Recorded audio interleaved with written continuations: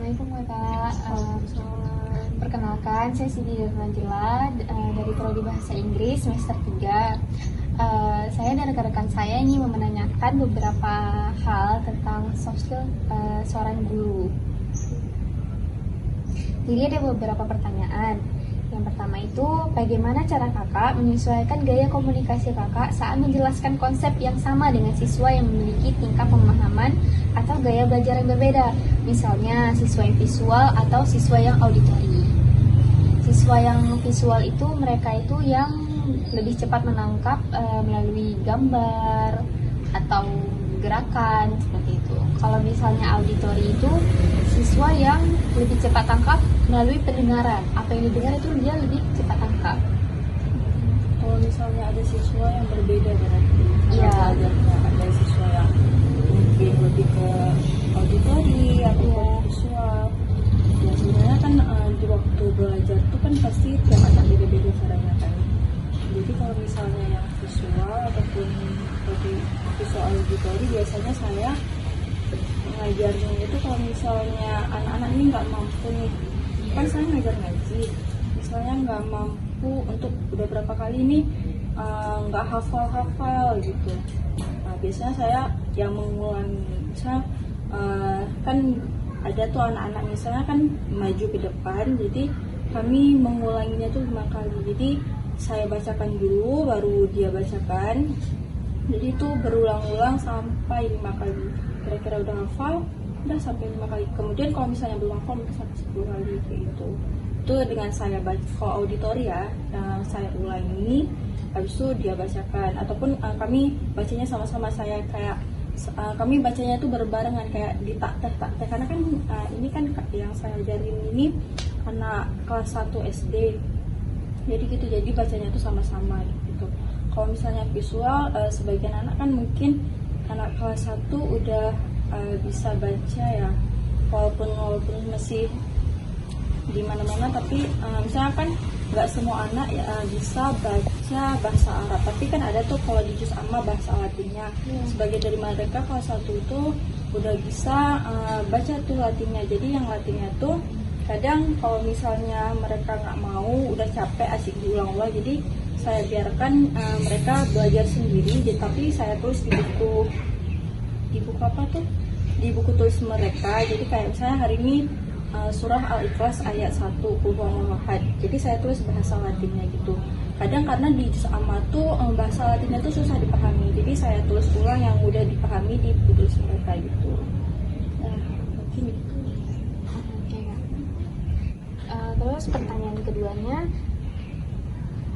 coba ceritakan pengalaman kakak yang harus berhadapan dengan orang tua siswa yang sangat khawatir atau memiliki ekspektasi yang tidak realistis. Bagaimana cara kakak berkomunikasi dengan mereka? Sebenarnya kan pasti perkembangan anak beda-beda kan. Misalnya ada anak yang mudah belajarnya, ada anak yang susah untuk memahami sesuatu gitu. Jadi saya pastinya komunikasi yang baik dulu kepada orang tua. Kalau misalnya anak ini mungkin belajarnya agak sedikit lambat gitu, jadi tapi kita tetap harus nggak boleh merendahkan si anak, kayak memojokkan dia. Tapi kita harus sebagai orang tua, sebagai guru, kita tuh harus kayak memotivasikan, kayak bilang kayak nggak apa-apa kok misalnya emang di tahap ini masih kurang, tapi ya kita sama-sama mendampingi anak perkembangan anak itu. Jadi pasti kan setiap anak punya pencapaian yang beda-beda kan. Misalnya kayak anak ini udah bisa di tahap ini, misalnya udah bisa ngajinya lancar, ada anak yang masih terbata-bata gitu. Jadi itu bukan salah si anaknya juga, tapi ya kita harus gimana caranya kita hubungan yang baik sama orang tua, komunikasi yang baik supaya orang tua nggak terlalu berekspektasi terlalu tinggi kepada anak, karena kita harus memahami bahwa perkembangan tiap anak itu beda-beda. Pertanyaan nomor 3, Kak, bagaimana kakak memastikan bahwa siswa merasa nyaman untuk bertanya atau mengakui bahwa mereka tidak mengerti tanpa merasa dihakimi? Biasanya kalau misalnya anak TK, anak kelas 1 itu kan mereka apa-apa nanya kan, pasti ada keinginan tahuan, Ustazah ini apa, kadang kan ribut kan gitu. Tapi saya nggak pernah menyalahkan kalau misalnya anak kita tanya apa-apa, tetap saya jawab semestinya.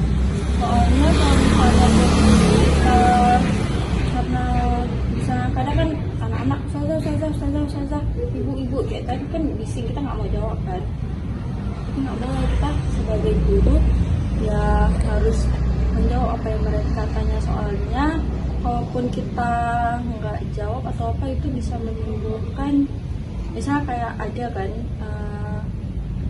misalnya ustazahnya apa, kita lagi gimana ya, coba tadi ulang-ulangin pertanyaannya bentar. Bagaimana kakak memastikan bahwa siswa merasa nyaman untuk bertanya atau mengakui bahwa mereka tidak mengerti tanpa merasa dihakimi?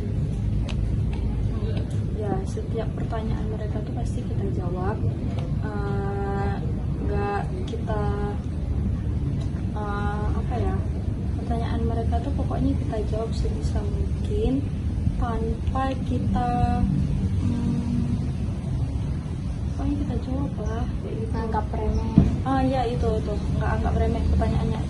Kan biasanya tuh sering kok, misalnya kayak Ustazah ini apa, itu aja nggak bisa, ini kan dari tadi udah dibilang gitu. Tapi kan ada anak sebagian kan, udah dibilang, udah ditanya, nanti tanya lagi. Nah, tapi kita nggak boleh gitu, karena kan emang berarti gitu dia tahap dia, karena kan juga ya pasti kayak yang kamu bilang tadi, tidak anggap remeh. Itu sih betul. Pertanyaan nomor 4 kak, apa strategi utama kakak untuk memotivasi siswa yang terlihat tidak tertarik atau kehilangan semangat dalam belajar, terutama di mata pelajaran yang mereka anggap sulit? Biasanya kalau misalnya dia nggak semangat, kita tanya dulu, kenapa? Kan biasanya kalau orang nggak semangat tuh kan lesu ya mukanya, nggak semangat. Abis itu kayak kalau ngaji malas gitu. Misalnya tanya dulu kenapa, gimana hari ini, kayak gitu. Kita tanya dulu sebelum kita memulai pembelajaran kayak gitu. Karena kan pasti setiap apa ya, waktu kita mau mulai sesuatu pasti kita langsung bisa tuh memprediksikan ekspresi anak-anak. Kalau misalnya yang nggak semangat, dia lesu kayak gitu lah. Jadi ya kita tanyakan dulu gimana hari ini, kayak itu kenapa lesu kali, kayak itu nggak semangat kan gitu. Oh nggak apa-apa, hari ini kok nggak biar mudah ngajinya yang biasanya 3 kali, sekali dulu. Jadi bertahap.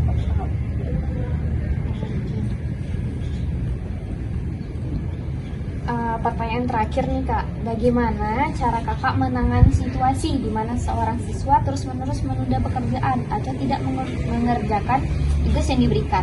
Langkah-langkah apa aja sih yang kakak akan ambil?